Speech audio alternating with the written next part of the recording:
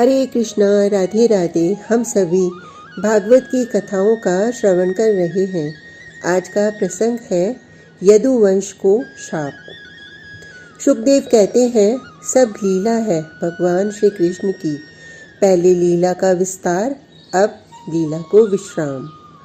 पृथ्वी का भार दूर करना ही श्री कृष्ण अवतार का मुख्य हेतु है। हो गया पृथ्वी का भार दूर, और महाभारत युद्ध ने तो पृथ्वी के भार को बिल्कुल ही समाप्त कर दिया था। महाभारत का युद्ध श्री कृष्ण ने भार दूर करने के लिए ही किया था। श्री कृष्ण निश्चिंत थे। उनकी पृथ्वी कितना हल्का अनुभव कर रही होगी कि उसी समय श्री कृष्ण का कुल ही पृथ्वी का भार बनकर प्रकट होने लगा। करोगे क्या? अति शक्ति जहाँ इकट्ठी होगी वहाँ अहंकार आएगा ही। आया अहंकार। सबके अहंकार को तोड़ने वाले श्री कृष्ण अपने ही परिवार में आ रहे अहंकार से विचलित हो उठे थे, और अहंकार दिनों दिन इन यदुवंशियों का बढ़ता ही जा रहा था। हे परीक्षित, भगवान श्री कृष्ण ने अब कठोर निर्णय लिया। ये निर्णय अपने परिवार को लेकर था। तभी देवताओं ने भगवान श्री कृष्ण की स्तुति की।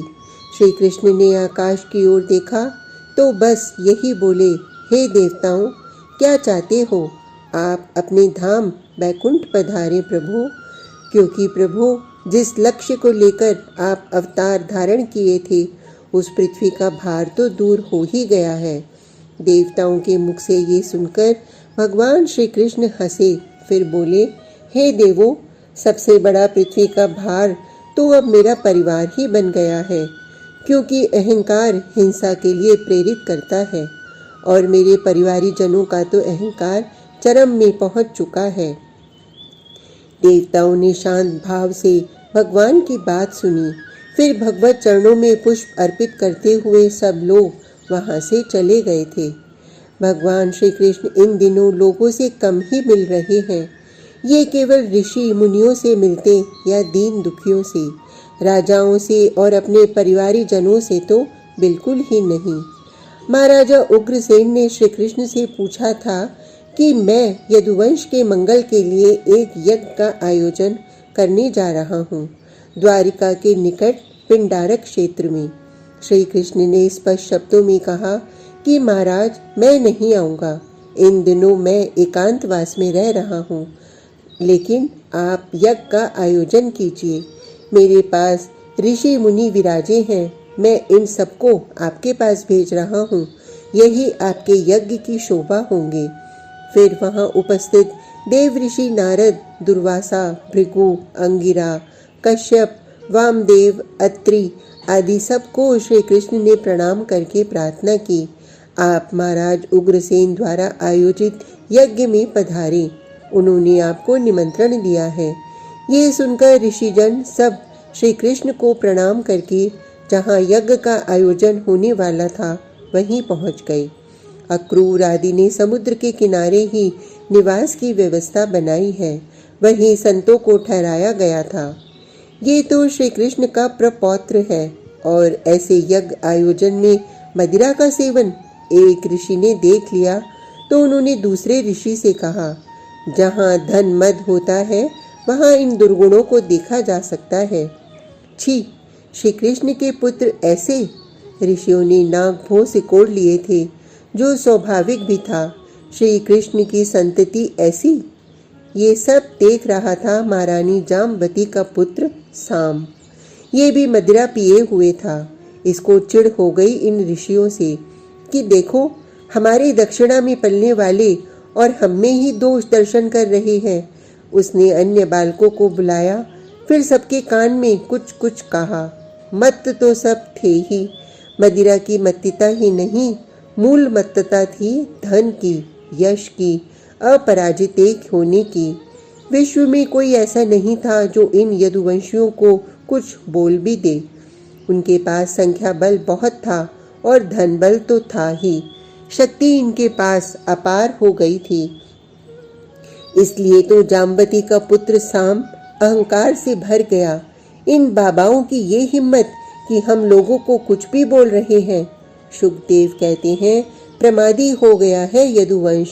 इस कुल के लोगों में अहंकार अत्यधिक बढ़ चुका है। श्री कृष्ण नाम में बहुत सामर्थ्य है। श्री कृष्ण नाम मंगलों का भी मंगल है। श्री कृष्ण का वह रूप माया के झूठे रूपों से हमें बचाता है। संसार की लीलाओं में हम फंसे हैं, उलझे हैं। इन सब प्रपंचों से बचना है तो श्री कृष्ण की लीला का आनंद लो। आहा, संध्या की बेला थी। यज्ञ आज का हो गया था। ऋषिगण आज देव ऋषि नारद को लेकर बैठ गए थे और नारद जी से श्री कृष्ण विषयक प्रश्न किया था, जिसका उत्तर नारद जी दे रहे थे। तभी महाराज महाराज श्री कृष्ण के पुत्र पौत्र पहुंच गए थे इन्हीं ऋषियों के सत्संग में। साम दुल्हन बना था, नई दुल्हन। उसे साड़ी पहनाकर और गर्भवती बनाकर लाया गया था। महाराज, ओ महात्मा जी, 2-3 श्री कृष्ण पुत्र नारद जी को ही छेड़ रहे थे, किंतु ये संत तो भगवान के गुणानुवाद में ही मग्न थे। नारद जी ने और अंगिरा ने 1-2 बार हटाना चाहा उन लड़कों को, लेकिन ये मानने वाले कहाँ थे? मदिरा और पिए हुए थे। महाराज बताओ ना, ये गर्भवती है, इसके पेट में लड़का है या लड़की? झुंझलाकर नारद जी बोले, तुम लोग जाओ यहाँ से, क्यों हमें परेशान कर रहे हो? किंतु ये तो उद्दंड हो गए थे, ये मानने वाले नहीं थे, इसलिए फिर संतों को छेड़ने लगे। क्या है? झुंझला गए थे ऋषि वामदेव। इसके गर्भ में जो है वो पुत्र या पुत्री? ये पूछते हुए सब श्री कृष्ण पुत्र हंसते जा रहे थे। न पुत्र न पुत्री, हे कृष्ण पुत्रों, इसके गर्भ से वो लोह पिंड निकलेगा जो तुम्हारे यदुवंश का संहार करेगा। इतना कहकर ऋषिगण वहां से उठ गए। श्री कृष्ण पुत्रों की दशा विचित्र हो गई थी। वो सब डर से कांप रहे थे। उनकी समझ में नहीं आ रहा था कि अब क्या करें। तभी सांब की साड़ी हटाकर देखा गया तो सच में ही लोह पिंड निकल रहा था। सांब भी दर्द से चिल्ला उठा था। शुकदेव कहते हैं, यही तो सब श्री कृष्ण की लीला थी। आज अपने ही कुल को शाप दिला दिया था भगवान श्री कृष्ण ने। आज का प्रसंग इतना ही। कल तक के लिए हरे कृष्णा, राधे राधे।